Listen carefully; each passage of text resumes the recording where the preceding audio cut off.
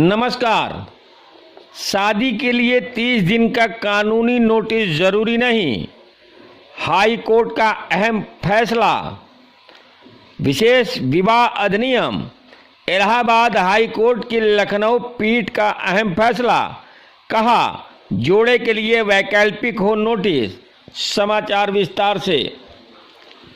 Uttar Pradesh Allahabad high court की लखनऊ खंडपीठ ने अहम फैसले में कहा कि विशेष विवाह अधिनियम के तहत शादी करने वाले जोड़े को 30 दिन पूर्व नोटिस की जरूरत नहीं है।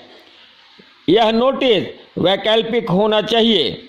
न्यायमूर्ति विवेक चौधरी ने एक युवती की तरफ से दायर बंदी प्रतिरक्षण याचिका पर यह अहम फैसला सुनाया।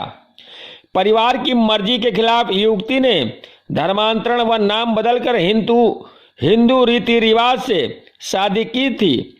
इस पर परिजनों ने उसे घर में बंद कर दिया। किसी तरह मामला कोर्ट पहुंचा तो वह कोर्ट ने युवती और पिता को पेश होने का आदेश दिया। पिता ने कोर्ट में कहा, पहले वह शादी के खिलाफ थे पर अब उन्हें कोई आपत्ति नहीं है। सुनवाई के दौरान लड़की ने कहा कि उसने विशेष विवाह अधिनियम के तहत शादी इसलिए नहीं की क्योंकि प्रावधान के मुताबिक शादी के बाद 30 दिन का एक नोटिस जारी किया जाता है जिसके तहत आपत्तियां मांगी जाती है। इसी प्रावधान के कारण लोग अक्सर मंदिर या मस्जिद में शादी कर लेते हैं। नोटिस निजता और आज़ादी का हनन। कोर्ट ने विशेष विवाह अधिनियम की धारा 6 और 7 में संशोधन करते हुए फैसला सुनाया कि अब ऐसे नियम की जरूरत नहीं है। यह नियम व्यक्ति की निजता व आज़ादी के अधिकार का हनन है। जस्टिस विवेक चौधरी ने कहा, शादी करने वाला जोड़ा इच्छुक नहीं है तो ऐसे नोटिस की बाध्यता नहीं है, इसे वैकल्पिक होना चाहिए।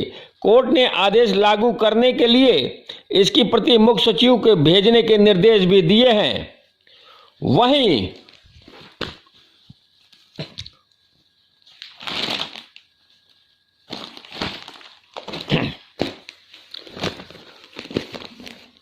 वहीं दूसरे अहम फैसले में हाई कोर्ट ने कहा, पुत्र के समान पुत्री भी परिवार की सदस्य। मृतक आश्रित कोटे में विवाहित पुत्री को भी नियुक्ति पाने का अधिकार है। इलाहाबाद हाई कोर्ट ने महत्वपूर्ण फैसले में कहा कि पुत्र की तरह पुत्री भी परिवार की सदस्य होती है, चाहे विवाहित हो या अविवाहित।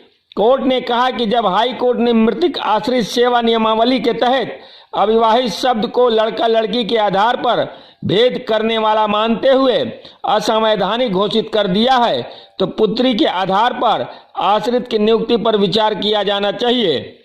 इसके लिए नियम संशोधित करने की आवश्यकता नहीं है।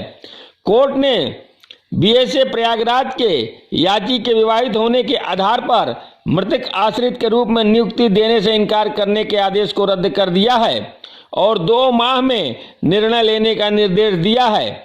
यह आदेश न्यायमूर्ति जे मुनीर ने मंजुल श्रीवास्तव की याचिका को स्वीकार करते हुए दिया। याचिका पर अधिवक्ता घनश्याम मौर्य ने बहस की। इनका कहना था कि विमला श्रीवास्तव केस में कोर्ट ने नियमावली में अविवाहित शब्द को असंवैधानिक करार देते हुए रद्द कर दिया है, इसलिए याची विवाहित पुत्री को आश्रित कोटे में नियुक्ति पाने का अधिकार है।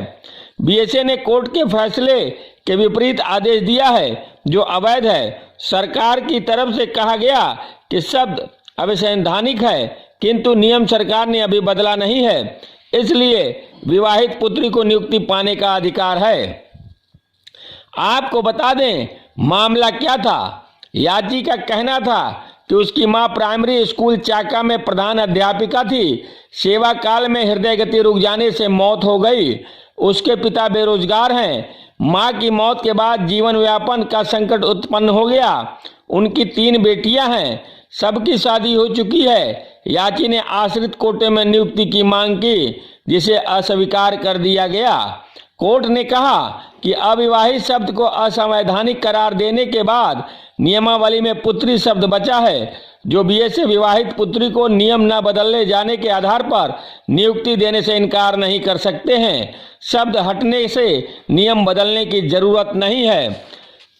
ब्यूरो चीफ अतुल रस्तोगी, अल जजीरा न्यूज, प्रयागराज।